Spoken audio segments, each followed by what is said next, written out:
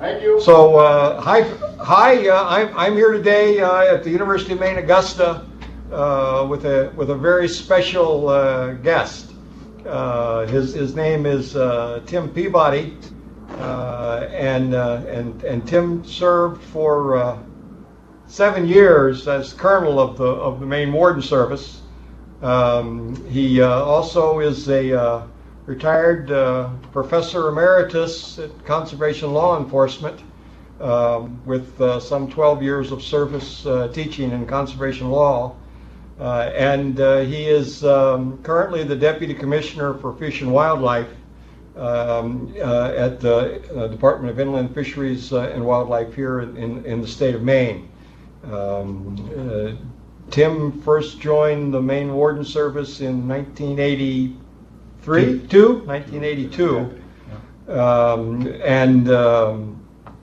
There's probably no one, not only in the state of Maine, but in all of New England, who knows more about conservation law enforcement than Tim Peabody. So he's here today to share with us some perspectives on the profession and share his experience. This for us, for those of you who are in the face-to-face class live right now, this is our first session via Polycom, so I just want to share with you that you are live. We can hear you as you can hear us. If you want to interrupt with questions, topics that are of interest to you, both sound off and give us a visual cue, and we'll work you in. So in that sense, it's a reasonably good substitute for a live face-to-face session. Deputy Commissioner Peabody will be with us until approximately, until our break in the middle of class. And then we'll do some housekeeping work, and we'll also do some other material about non-consumptive uses. We'll explain more about when we get to that. So we have 8 folks there today. 5, 6, 7, 8. Is that what I see? Who's all the way over by the windows over there with the white hat? Is that Alex? Yep. Yeah. Alex, could you just take out a piece of paper and have everybody just do a sign-in sheet, please? Yeah, absolutely. Okay, appreciate that very much. Just so I know who's not there. I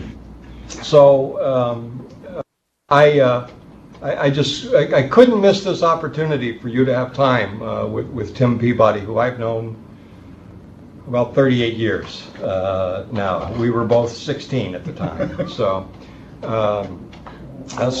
without further introduction or explanation, I'll turn things over to him, Mr. Deputy Commissioner. Thank you very much, Professor Hess. Good afternoon to everybody. When Professor asked me to speak today, wanted me to speak in kind of a broad perspective about conservation law enforcement. And I'm going to start right off by saying I got my undergraduate degree from Unity College in 1981 and had no intentions whatsoever of being a conservation officer. My background was in biology, actually fisheries biology.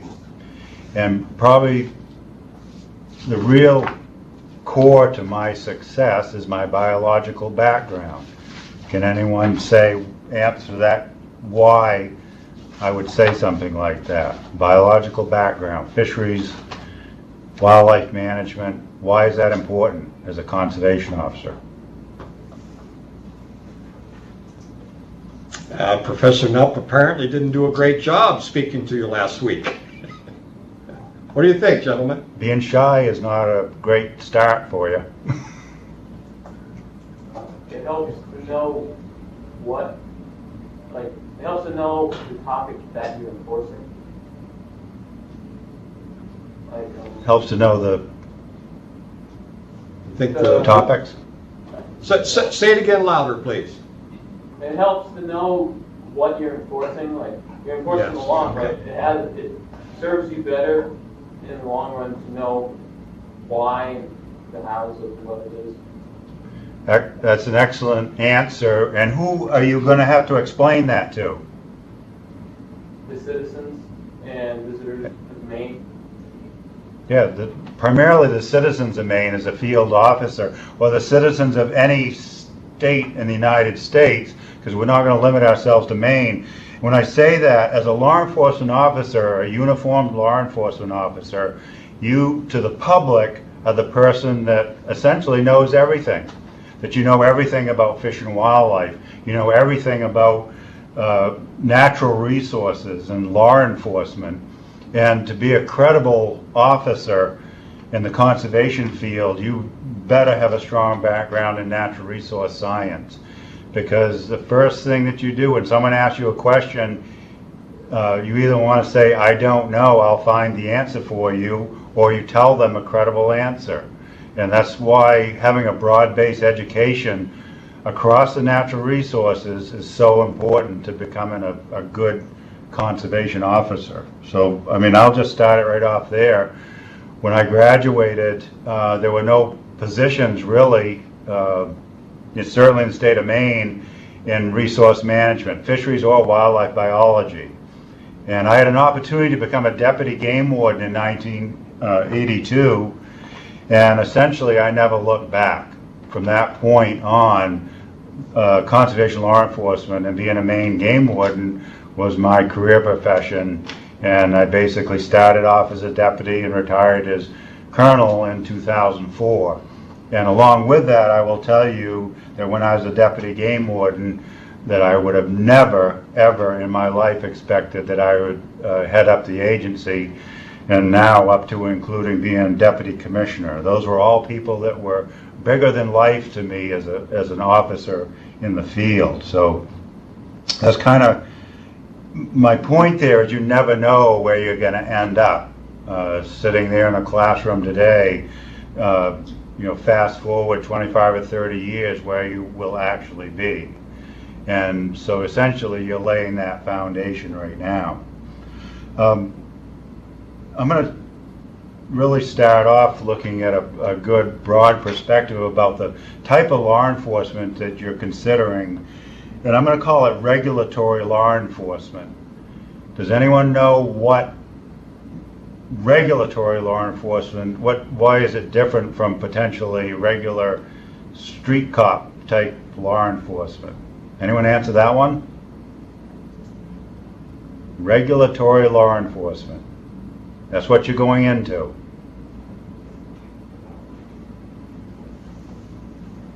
Have they learned it yet? They've got a basis for it, but they're not familiar with that terminology. So. Okay. Go ahead, take a stab at it, guys.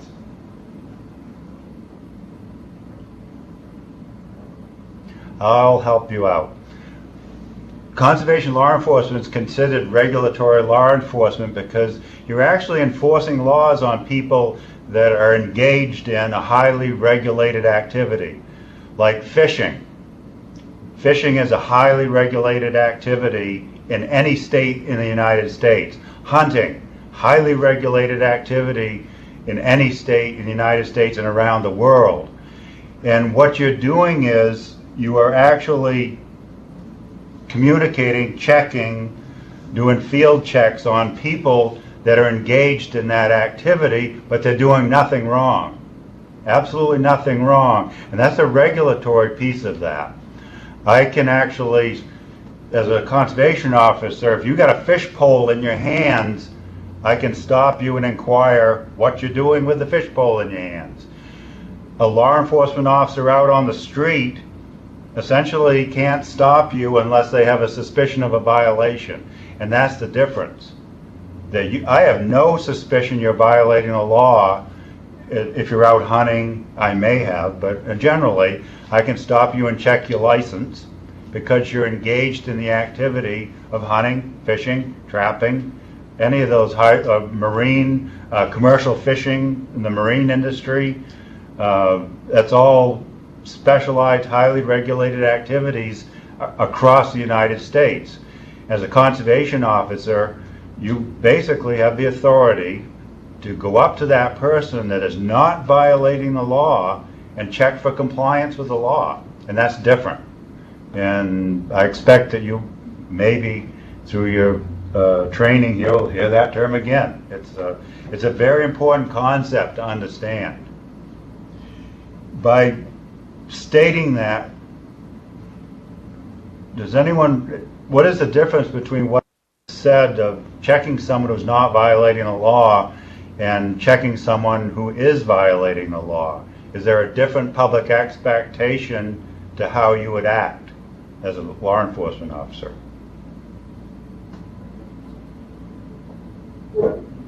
They expect you to have better people skills because you have to interact with them on a more regular basis, and you have to leave a good impression, so they'll be more motivated. I heard that, but my good friend Deputy Commissioner Peabody apparently is Too much time in the. Actually, it wasn't too much time shooting. on the firing range. It wasn't shooting, actually, and this is a point I can bring up to you. I think it's on snowmobiles and boats, because we didn't wear hearing protection on snowmobiles and boats. So you had a good answer. Just say it again louder, please. It's good to have better people skills because you're interacting with people on a more regular basis, and you want to leave a good impression, so they'll be more motivated to abide by the laws. You are right on the money. Very, very good answer. And that's a real big deal for conservation law enforcement officers, to have the people skills to make people want to be compliant with the law. And how many of you hunt and fish? Raise your hands in the room. If you were approached by a warden or conservation officer and they just walked up to you and said, "License and registration, please," how would that make you feel? You're doing something Say wrong. not good. I'm not going to ask you how many people have been stopped by a state trooper or a county sheriff, because I don't want to know, but their approach is totally different than the expected approach of a conservation officer. And the gentleman that answered the question hit it right on the money. The public expects a higher level of interactive communication because you're not violating the law, essentially. The officer is interacting with you when you're actually could be 100% compliant. All they want to check is a license and a bag limit, potentially, checking for compliance with the law. So that's, again, a very big part of regulatory law enforcement is most of the time you're checking people that are actually not violating the law. Any questions on that aspect of it at all?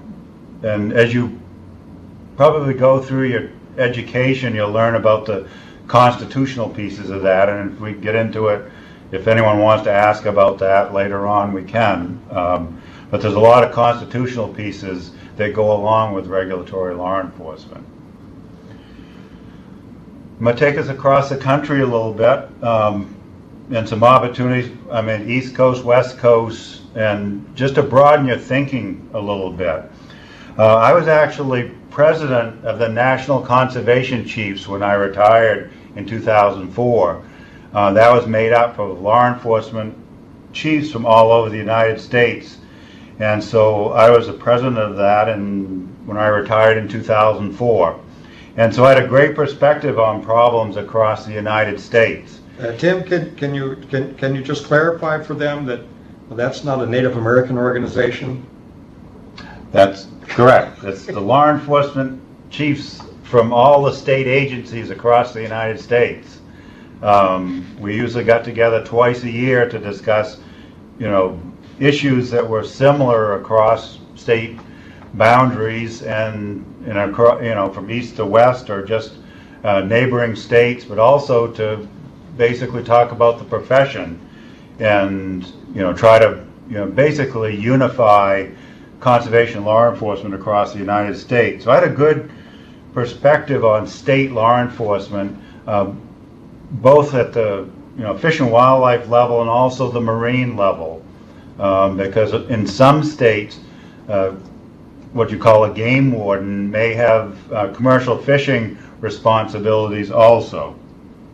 And essentially, nationwide, people face the same problems. And, I was at a meeting this morning and they were talking about the future, and I was speaking to wildlife professionals, and I said, let me tell you this, you can talk about the future all you want. I said, in the beginning, there were deer, and which you need managers for, and I said, and there were people who tried to kill them illegally. That's what you need conservation officers for. And I'll say that to all of you this afternoon, that across every state in the U.S. there's fish and wildlife, and across every state in the U.S. there's people that want to kill them and take them illegally. And not only just across the U.S. but around the world.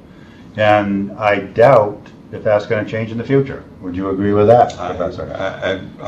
I think so. And some refer to that as job security. That there's always, when you look at how are things going to change, those things I say are going to stay constant unless climate change does away with all the wildlife, basically.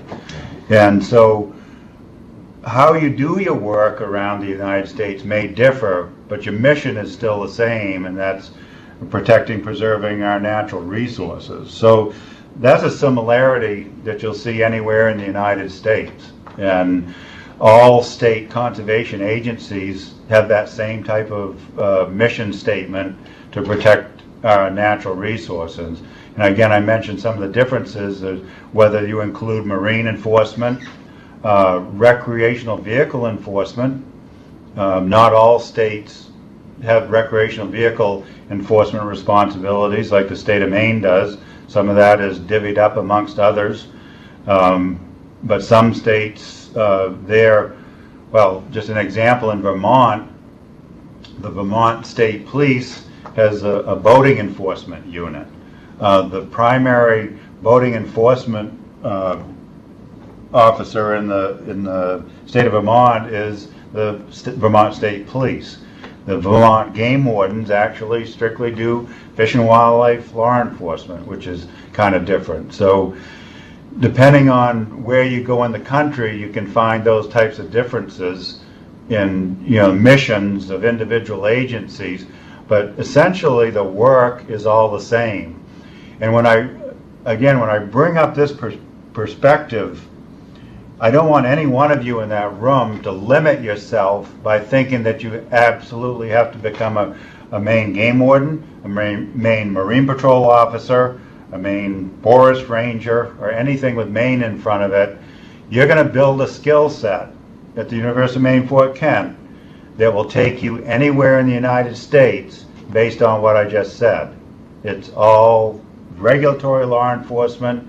You're in the natural resource field, and it's basically all the same thing.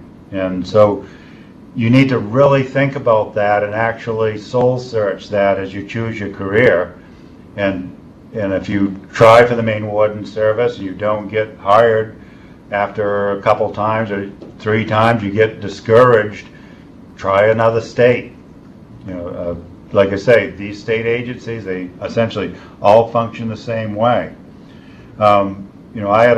When I was teaching, a lot of students that, just like you, that never considered the Maine Marine Patrol or any Marine Patrol agency. And I encouraged and successfully put a lot of students into Maine Marine Patrol and marine agencies from other states. They just absolutely love it. Actually, some people that I wanted to be game wardens in Maine because they were good people, and they chose the Marine Patrol. And I said, hey, whatever. It's a great career. So, again, anywhere that has coastal boundaries to a state, marine law enforcement is a good consideration for you. Tim, we're going to talk about Marine Patrol more in this class, along with other pathways. But could you just draw a little bit more of the picture of the waters in Maine that Marine Patrol has within its jurisdiction? Okay, the Maine Marine Patrol is responsible for basically below the rise and fall of the tide. And I don't know how the tide runs in Fort Kent, but down on the coast, it runs a certain distance up the rivers, and the Maine Marine Patrol is in charge or responsible for basically natural resource enforcement up to the head of the tide, or where the tide stops, or the rise and fall of the tide stops. And so basically you have a lot of fish species, whether it's shad, sturgeon, striped bass, and there's recreational fisheries for many of those species, and Marine Patrol would enforce the regulations on those species right up to the head of the tide. So for instance, let's just use two of Maine's longer rivers, the Kennebec and the Penobscot. Marine Patrol would probably be responsible on those two up to where, and then Fish and Wildlife, Maine Warden Service beyond that. Yeah, I mean, It's changed as we've pulled out a couple dams. Right, on the Kennebec River, right here in Augusta, I think the tide's running up to Waterville now. That's right. And so you have striped bass up there, so Marine Patrol would have, I'm going to say, primary enforcement responsibility. Again, by mission statement, because of the tide water, they would be enforcing up to that level, L-wide enforcement, where all the sea-run fish right to the rise and fall of the tide. But that doesn't mean that a Maine game warden or even a state trooper couldn't enforce those types of regulations, because they have full enforcement authority in the state of Maine. Right. So, but we look at, and again, I don't care where you go in the United States, people have primary mission statements for fish and wildlife enforcement or marine enforcement. And even though you can, enforce laws across jurisdictions, agencies like to see you focus on what their primary mission statement is, I guess. In other words, game wardens can stop you from speeding out on the interstate. But I will tell you, when I was colonel, I did not put up with game wardens stopping people for speeding on the interstate, even though they had the right to do that. Unless somebody's life was in danger, I basically said leave them alone. So you'll recall a couple weeks ago we talked about selective enforcement or priorities within the division. That's an example of what the colonel, the deputy commissioner, is talking about. And you'll find that again wherever you go, whoever primarily you're working for basically dictates what type of enforcement that they want you to focus on, even though you have the authority to enforce most every law in an individual state, because you have full authority. So marine, again, any of the coastal states is a great opportunity. Again, I mentioned recreational vehicle enforcement. I think I had when I was at the college, I think it was Iowa, I sent a number of students out to Iowa, and they hired deputy boating officers for the summer. Some states would hire deputy ATV enforcement officers for the summer. And when I say these things for the summer, these are summer jobs or internship opportunities that do nothing but make you a stronger candidate to go to work for any law enforcement agency in the country. Even though you have no intentions of working in Iowa for a career, you may get out there and like it, for number one. And that skill set that we're all talking about here transfers across all 50 states. I know one of the best Marine Patrol officers that I ever met is Marlo Sonkson. I think he's a lieutenant now. I don't think he's retired yet. He was from Iowa. And I remember the first day that he came to work.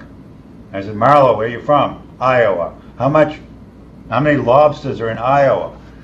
Well, in some tank in some restaurant, that's about it. But he had a skill set that made him very, very successful doing marine law enforcement off the coast of Maine, dealing with lobster fishermen, shrimp fishermen, clam diggers, scallop fishermen, and he was just a master at it, and he rose through the ranks. So again, he had a real strong skill set for working with people. He learned the trade and loved every minute of it and never looked back. And so I would have never expected a corn farmer from Iowa doing marine law enforcement in Maine. So again, I say that to, again, hope that you will look at across the U.S. and not just focus on the state of Maine for a career path. Tim, a lot of the folks in the face-to-face session and online are first-year students. Is next summer too early for them to be thinking about this sort of opportunity? Absolutely not. In fact, I would expect you, and I would, if I was the colonel and looking to hire you, I'm going to look at exactly what you did every summer that you was in college. And, I understand that, you may work for your parents' home carpentry business, or you worked at McDonald's for the last year and you're going to go back there because they promoted you to manager. Manager's a good thing. But I encourage every single one of you to try to find something that's kind of close to your career path. And depending on how old you are, I think it's now, so 19 with 60 college credits. I think that's, I'll defer to you, but that sounds right to me.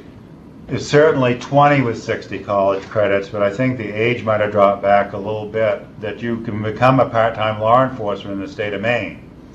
So if you're not going to reach 20 for next summer, and you're certainly not going to have your 60 credits unless you transfer credits in, you may have to wait that out a year.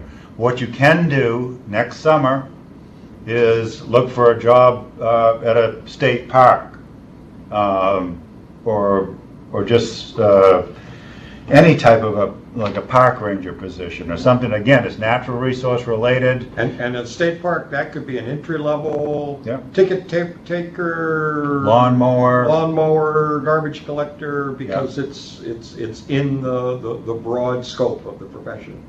And we haven't talked about federal jobs yet, but I know the Army Corps of Engineers has a summer internship ranger program that's just wonderful. The state of Maine doesn't have any Army Corps sites, but the state of New Hampshire does, and they hire multiple students for summer jobs at their dam impoundments, where they have camping areas and people coming and boating and recreational fishing for the summer. And those people, the summer interns or summer rangers, actually, they have regulatory authority. They can tell you to pick up the trash, or you're interacting with people, is how I see it. So let me just follow up on that. The Army Corps of Engineers, in the context we're talking about, while it has lots of responsibilities, is the major builder and manager of large dam projects in the United States, and this is enormously important out west. And with all due respect for our friend from Sebago Lake, who we have fun with, most every week, if you don't have a lot of boating experience, this is a great place to get exposure to elements of boating safety, of boating regulations, to get out of the water and do patrols, but also to be able to inspect boats and all of that. And those folks are usually pretty hungry. Oh, very. And it's such a resume builder to take positions like that. Now, I'll kind of go off on another tangent related to that. Is as you start to choose your career path, some of you right now sitting at the table may not really want to, you're not quite sure yet whether you want to carry a gun for the rest of your life. And that's a pretty big deal. And dealing with people and wearing a sidearm, and has a lot of responsibility that comes with it. And maybe as you start to, you're still interested in conservation law enforcement, but maybe not full law enforcement carrying a sidearm. And these other, like we mentioned, the Army Corps and different park rangers, they have regulatory enforcement authority inside their parks, but they're not full law enforcement.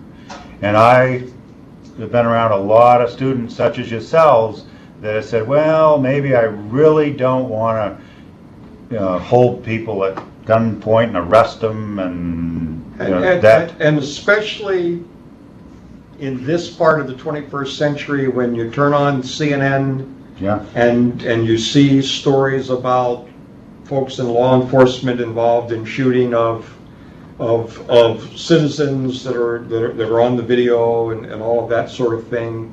It may be more challenging for you than it was in making that decision as you're thoughtful about it than it was for a generation of prospects. But it is part of the reality that each and every one of you is going to have to sort out for yourselves. Yeah, and as you sort that out, that you understand that there are other opportunities to go to that are still very good jobs, very good careers, and they give you that conservation regulatory enforcement that you're looking for, but it's not handcuffs and handguns and chasing people around. And but you'll decide that as you sort through it yourself. And for those that want to be full law enforcement officers, any of these non-law enforcement ranger opportunities are great career builders, resume builders for full-time employment. The other aspect of that I want to add in is if you want to go down a path of federal law enforcement, which is working for U.S. Fish and Wildlife, U.S. Fish and Wildlife as a refuge law enforcement officer, U.S. Fish and Wildlife as a special agent, National Marine Fisheries Service as a National Marine Fisheries Officer. Help me out there, Wilson. I think actually Chris Schottmeyer ended as a NOAA enforcement officer. Yeah, National Marine. Yeah. That's National Marine Fisheries Service officers there. CITES enforcement at the ports of entry.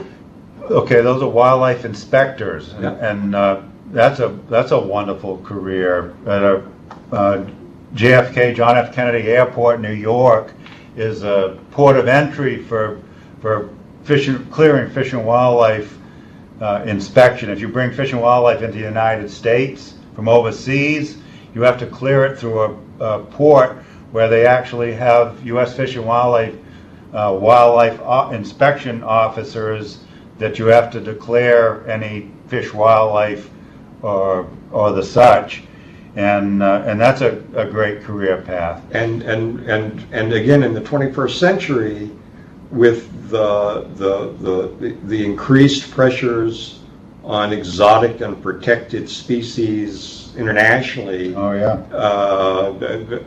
The black rhino would be an example. The tiger, the Indian tiger would be an example. Now the elephant's an example, and the more lined up.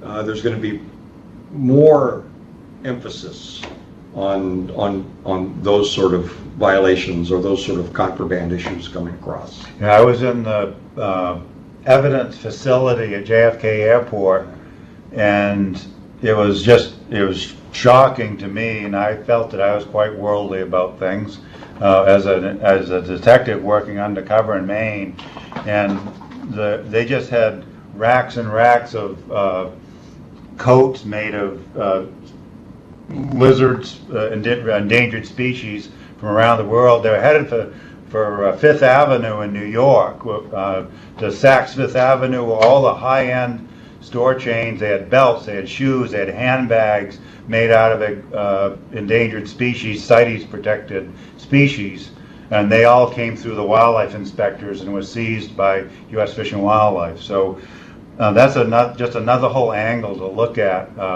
again, with law enforcement.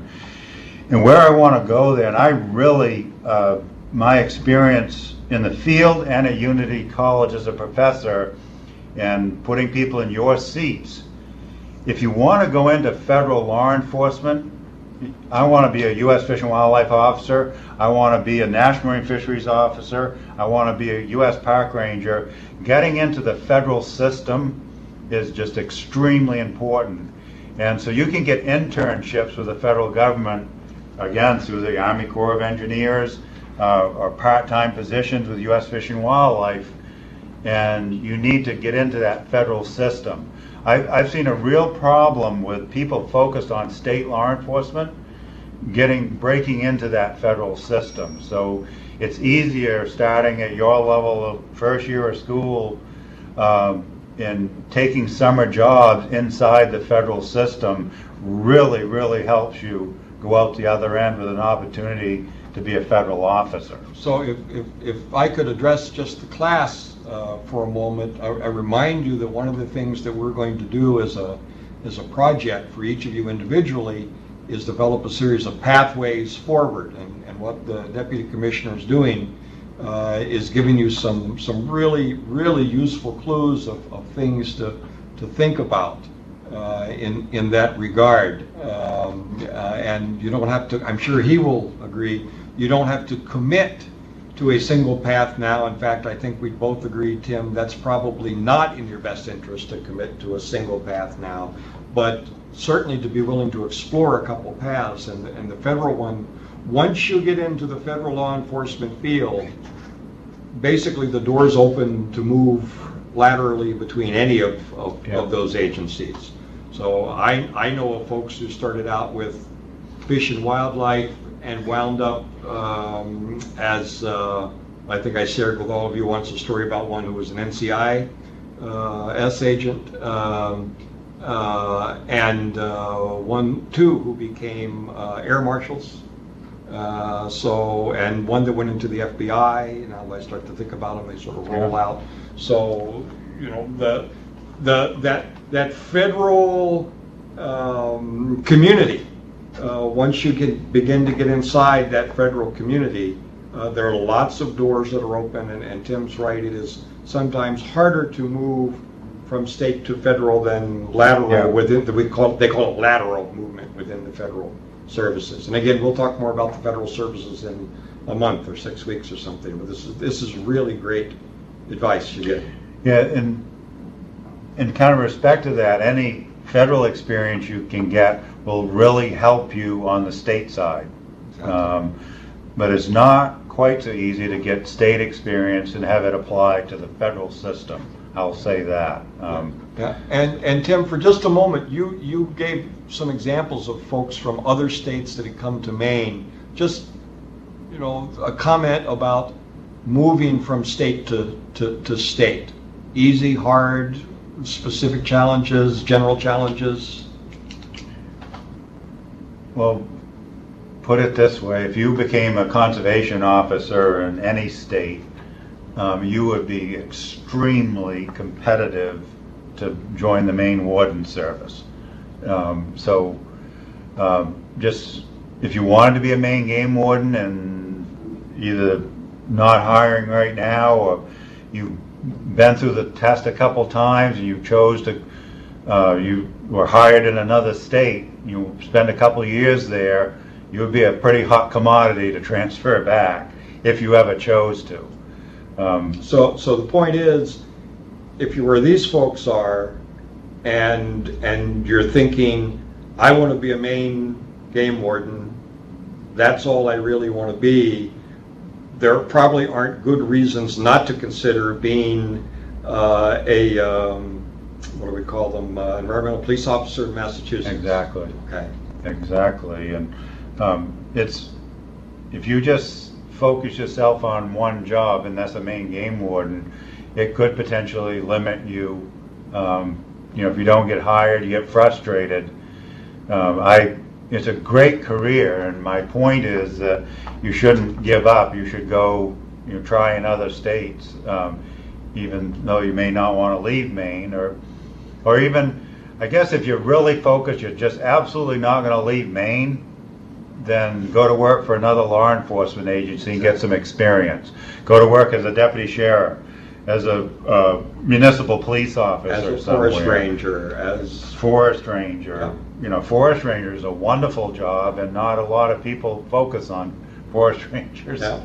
Yeah. And it's a really great job. And how many of you are aware of the forest fire training certificate that's available, I think still at UMFK? Any of you aware of that?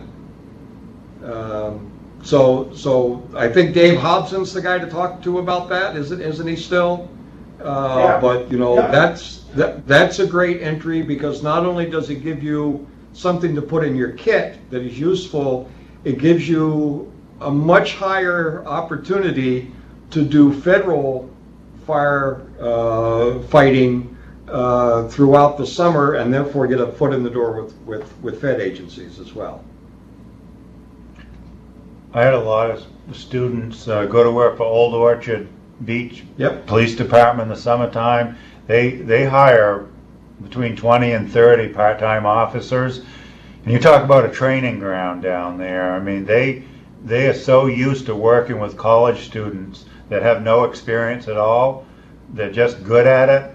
And in fact, one of the officers down there was, because I taught at Unity College, was a Unity graduate, so he naturally brought people in. But I'll just tell it to all of you: when you get age 20, and I just can't. It may be 19 with 60. You got to have 60 credits. It's hard. It's real hard to be 19 and have 60 credits. Real hard. Unless you're some Yeah, prodigy type student. Unless you got started early. All right. So anyway, 20 with 60 credits. That type of experience. Basically, I'm going to tell every one of you, if you want to go into conservation law enforcement, you hit age 20 with 60 credits, you better be applying as a deputy warden for a deputy warden position. And if you don't get that, you better be applying for a part-time law enforcement position with some agency across the state, municipal or natural resource agency. Natural resource agency or county sheriff. I mean, that's the best experience. It makes you a better student because you actually have to apply what you're learning in the classroom to your summer job. Tim, I know you've still got some things you want to cover, but I think this is a great time just to say, a few words about the hiring cycle, and hopefully Dan Menard will be able to talk to these folks later on in the semester, but it's worthwhile for them to hear it multiple times from multiple people. How often does the cycle open these days in Maine? How many folks do we tend to hire? Those sorts of things. And I'm going to back it up to put a historical perspective on it for all of you. Back in the actually 70s, 80s, early 90s, the applicant numbers were quite often pushing close to 1,000 applicants for, 3 to 5 jobs or whatever it is. Just use 100 to 1 is just a rough. Yeah. And that is no longer the case. You can't even generate enough applicants now to fill the positions, even in the Maine Warden Service. Quite often they'll run a hiring process, and they want to fill 6 or 8 positions, and they won't even get enough applicants to ultimately fill 6 or 8 positions. So that's the change right there, and that's been in place when I was colonel. We were still getting around 100 applicants when I was colonel, but many of the times we couldn't fill the number of positions that we had open based on 100 applicants. So just so folks understand, that's because of the qualification processes Yes. that they have to go through. That's the screening process. And I know you guys are pretty tough, but most of the people fail the physical fitness test. And that's kind of always been the case, and still is And so that's something you really got to pay attention to. And the physical fitness test is no secret, No, and it's not asking you to be a triathlete. that's correct. It's the 40th percentile of all people of Right. that age category and Right. gender. But you can't cram for it the week before. No. So the hiring cycle, that's one dynamic that's changed, is the number of applicants. So you're going into and I don't see it changing. It's not, certainly not during your cycle of looking for employment. And this is not a state of Maine thing. This is a national phenomenon of having low numbers for applicants for conservation law jobs. And you may hear multiple reasons why. I'll give you my version. It's a different type of job. It's different than other law enforcement based on work schedules. Conservation law enforcement across the country, and I can't say that every state, but still many states, most states, have 24-hour call out. They're not like a sheriff's department, municipal police, state police, that after 12 hours they're off call.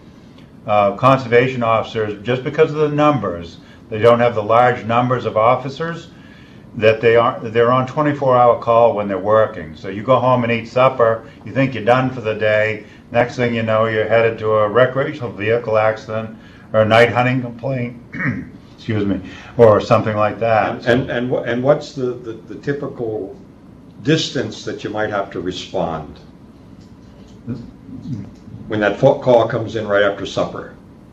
It's hard to say, because most of the time you have your coverage area, which might be 8 to 10 towns, but generally your neighboring officers on two different sides of you will be off, and so you may be covering like 30 or 40 towns essentially. So the driving distance is it's variable, but that's what you have to be prepared for.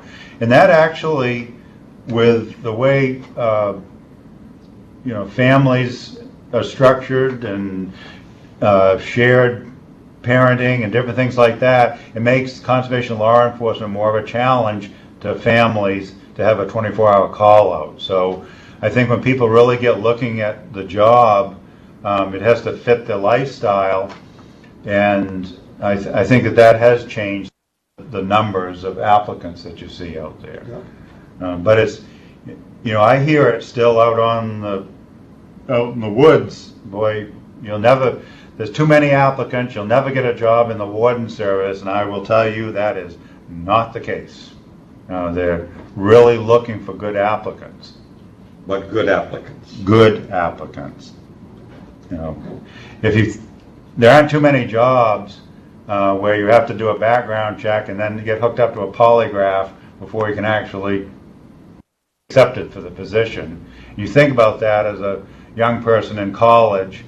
Everything that you do, you're going to get an opportunity to tell about it to a polygraph examiner. He uses the word opportunity Yeah. advisedly. Yeah.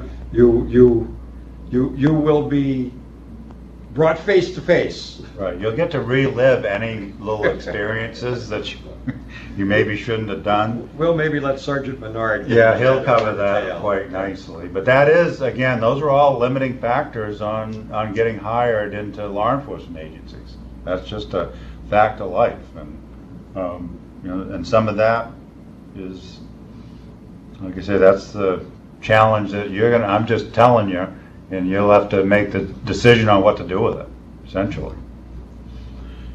But there's a lot of opportunity wide open across the United States for conservation law enforcement. From my perspective, as far out as I can see it, that the job market is there for you. It's just how well you prepare yourself for it.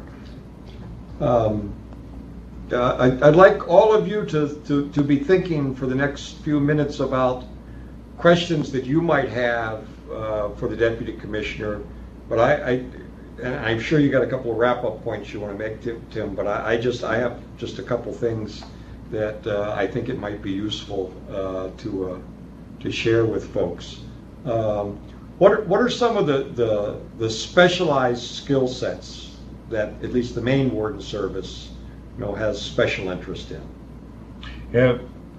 Again, it's not just the Maine Warden Service. Pretty much all the big conservation agencies have the specialization of search and rescue, which is, if you want to be involved in search and rescue, you got to be good with navigation, essentially, and that's changed. I had to be good with map and compass when I was in the field, and now you got to be good with a GPS and different types of mapping software. Be real comfortable with that as a skill set. Search and rescue is really a science now. Oh yeah. Yeah. No, it's always been a science, but today there's more technology in it. And that was one of the areas you wanted me to talk about, is technology. Yes. In law enforcement, and that's just changed dramatically. I never dealt with because we had cameras, and of course, but not being able to set up a camera for surveillance. My surveillance was wrapped up in a sleeping bag, laying in the woods all night, waiting for you to come. Today, you can put up a camera and essentially accomplish the same thing, which is certainly a time and money saver for any agency to use that type of technology to catch people. I used VHF transmitters, put transmitters inside of animals, and when people took them, you could track them. Today, you can put satellite trackers inside of an animal or on a vehicle, and and follow it from your computer. And so there's a lot of that, aspects of technology, and again, from what specialties do you need to know, and any of that technology, whether it's navigation, the technology of use of cameras and remote sensing devices. Aviation's a big one. Most agencies have an aviation wing, having a skill set of being a bush pilot, getting experience there. Canines, most agencies across the country, state and federal, have canine units, which is a great skill set to have. Any evidence recovery specialties that you might have. Again, having a strong science base that might put you into doing some laboratory work with DNA or anything like that is just even having an understanding of it is a real strong point to being a conservation officer. Like say, is out in the Marine officers, what they call a six-pack license, which is a U.S. Coast Guard license, but also a captain's license, which would allow you to operate some of their larger patrol craft. And again, every single state that has coastal waters has large patrol craft, and having a good background in operating large patrol boats or large boats, or even, like I said, a captain's license is a great thing to take to the table. Firefighting, Professor has mentioned the firefighting wildfire certificate. Again, great thing to have as a background piece that's really strong, in competing for jobs. There's diving is a big one. If you're a diver, recreational diver right now, you can actually, try to get some, I can't think of I know a master diver, but there's also different credentials you can get for ice diving and night diving. Right. Different things like that are all a big thing. Yeah. Tim, there was a time that holding a guide's license was I think very useful. How's that looked on these days? I mean, obviously it has certain applications, but yeah, that's a good point, and I'll apply that to any license, whether it's a hunting license, fishing license, guide's license, any type of license. Use the term holding a license. I'm holding a license right now, Does that really mean anything at all? If you tell me you hold a guide's license, the next words out of my mouth are going to be, how many times did you guide last year? Yeah. So holding any license is not as valuable as having the license and actually engaging in the activity regularly. Yep. And Excellent. so that goes across anything. Right. Any Just being a collector of certificates it does not work does not serve you at well. all. Yeah. Because you have a lot of spare time on your hands to collect certificates. So if you want to collect them, use them, and they're very valuable when you do that. I will tell you that. Yeah. Great. Any questions? Or This is an opportunity for us to ask, questions of someone who probably knows more about conservation law enforcement in New England and the Northeast than anyone. What's on your mind? What about Yeah. the FEMA National Incident Management certificates or NIMS? the FEMA certificate? Yeah, like NIMS, National Incident Management. It's a Okay. class- Yes. Yes, that is a wonderful certificate because the whole incident management system in general, having an understanding of how that principle works, it applies to management of a major crime scene, management of a lost person, management of a flood situation, any type of large, can't necessarily limit it to a disaster, but any large-scale, complex situation across multiple law enforcement agencies, having an understanding of that incident command system is just a wonderful thing to have. And if you had an opportunity through a volunteer search group or whatever to actually use some of that, is even better. But it's a really good point, good question. Does Tony and Irva still offer that opportunity? Yeah, I took it last summer. Yeah, that's what I thought. Class. I think I would just echo, I think a very useful tool to have, but a tool that needs to be exercised. Yeah, exactly. By volunteering, most likely. Yeah, yeah. And search and rescue is a good place to do that. Yeah, if you're, I don't know if Fort Kent has a search and rescue team or. The university does not, no. I don't know if they could, but that's an I think opportunity. there's a county-wide search and rescue outfit. Yeah. And I think I've seen at least one of these folks wearing EMT stuff. You want to comment on EMT?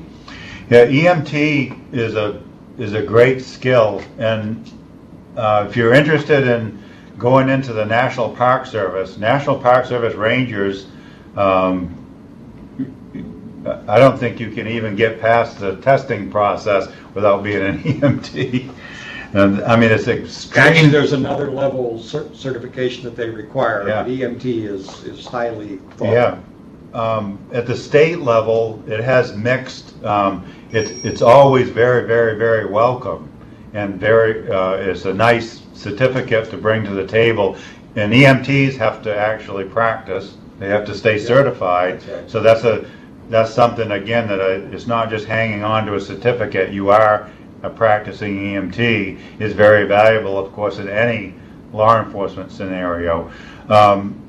In a lot of conservation law enforcement agencies limit their training in the emergency medical field, and usually you're the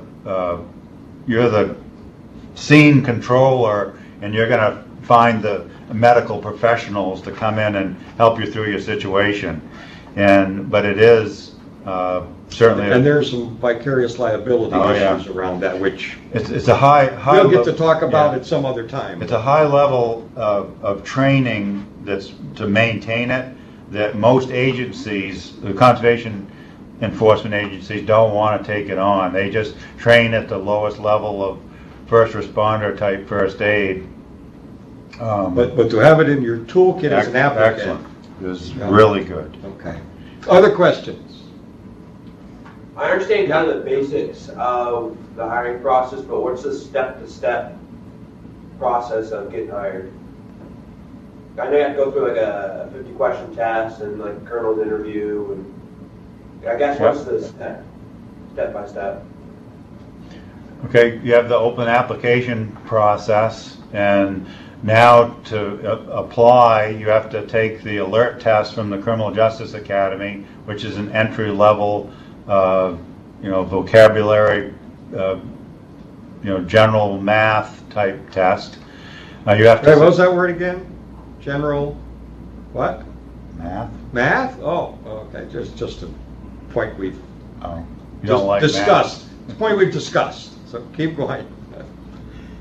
Yeah, I mean, you need to know math, because if you cash bail somebody in the field, you got to add 10% of the court fees, 15% victim witness advocate fees, and so you got to do math. You Plus gotta the know, bribe. And plus you got to know that stuff. So anyway, you have to pass the alert test and the physical fitness test to the Criminal Justice Academy before you can actually even apply for the Maine Warden Service. Then they have a written test, which now includes a writing test. And the writing test, which I'm saying the word loudly, writing test, is you're given a situation and you have to write a page about this particular situation. Or how does community policing apply to conservation law enforcement? Give me a full page on it. And these are scored, and I can't be quoted, but it's through the Department of Education. I don't know exactly what level but it's they have what they call a writing rubric that they scored against. They hold up against the wall. Yeah. And so people fail. If you fail that piece right there, just the writing piece, you're all done. You have to start over again. And since we write every week of approximately those lengths, if you can't do that, I'm going to be terribly ashamed by the time we're all said and done, because we write in class extemporaneously quite regularly, do we not? So go ahead, more. So it's extremely important that you can understand how to write, because you're going to be writing reports for the rest of your career. After that testing process, you go to an oral board, and Sergeant Menard will fill you in on this, but essentially it's a test to test your communication skills. Oral communication skills, actually your physical communication skills, because they're watching every move that you make. And how you react to situational questions, up to and including what have you done to prepare yourself for the career, scenario questions, looking at your ability to make good, well thought out, decisive answers, answer logically, and if you answer a question that maybe you didn't think it all the way through. I've heard the term, you should never change your mind. Well, if it's a stupid answer, you probably better be changing your mind. But that's what the oral board looks at how you communicate essentially as an individual, how you carry yourself as an individual. Carry yourself meaning, do you sit up in the chair? Do you address the board appropriately, or do you lean on the table such as this? Do you play with the paper the whole time we're talking with you? But that's all being observed and scored, and that's the oral board testing process. And from that point, and Sergeant Menard I think they're going into background checks now, and then background checks, then colonel's interview, then polygraph, medical, swim test. Just a few words about background checks. This is more than a computer search. Yeah, background check is, I'm going to come to your neighborhood, and you're probably going to put on your resume the names of the people that do like you, give you good recommendations. I'm going to go to everybody that perhaps doesn't like you. and So it might be people down the street. people down the street, your neighbors, people at the store, school teachers, Yeah. gym teachers, And the point is that everyone, well, maybe not the deputy commissioner, but just about everyone else has somebody out there that, may not be their best friend.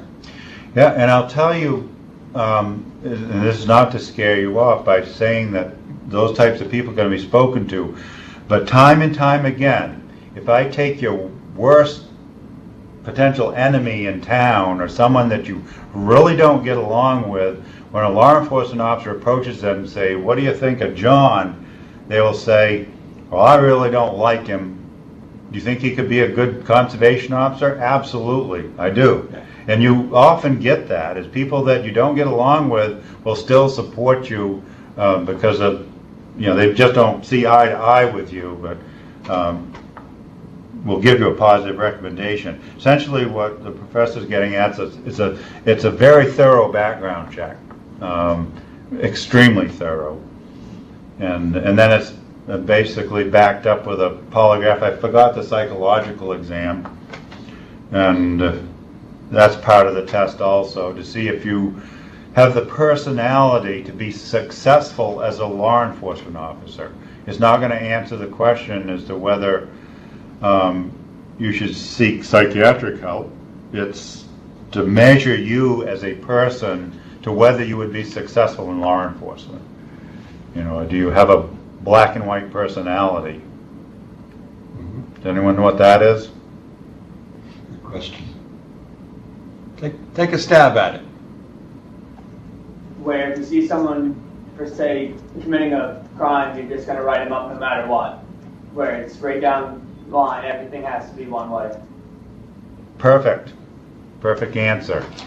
And that's exactly right. If you have that, and some people just have that type of personality, and they can't sort through it to determine if a warning should be written or not. That people with that type of personality are challenging in law enforcement. I will say that. So you'll remember a few weeks ago, one of the things that we had in our reading was the issue of discretion. And, there can be too much and there can be too little. Yeah. There. Yeah. Sorry. No, that's okay. Again, we'll have Sergeant Menard in later in the semester as we begin to get ready to work on the pathway sequence, and he'll go through these again to reinforce what you've heard today, and one of the things that we'll be asking you to do in advance of his meeting with us will be actually to go to the IFNW website and get the information off of that's applicable. And we'll also be asking you to look at some other websites from other agencies in the state and out of the state. So, I guess as a wrap up for me, I encourage you to really explore career opportunities outside of the state of Maine as opportunities while you're in college for summer employment or whatever, just to build a good, strong resume. But if you're really passionate about conservation law enforcement, and if you don't take a position in the state of Maine, look across the U.S., look in the federal government, National Park Service, Army Corps of Engineers. Really get out there and shake the trees for good opportunities, because you're investing in your education right now in conservation law enforcement. It's a wonderful career. I've never looked back, and I just don't want to see you limited to the particular part of the state that you actually live in. that's great. Deputy Commissioner Peabody, I really want to thank you for taking time. He was in Bangor this morning and drove back down to Augusta to be with us this afternoon. I know that these folks, both in the classroom and online, are going to benefit from your sharing. So I thank you very much for giving us an hour and a half out of your time. If I know there are not a bunch of you there, but it's pretty much the whole crew that are in the classroom. If you just join me giving Tim Peabody a round of applause. Thank you, guys. Thank you very much, Sarah.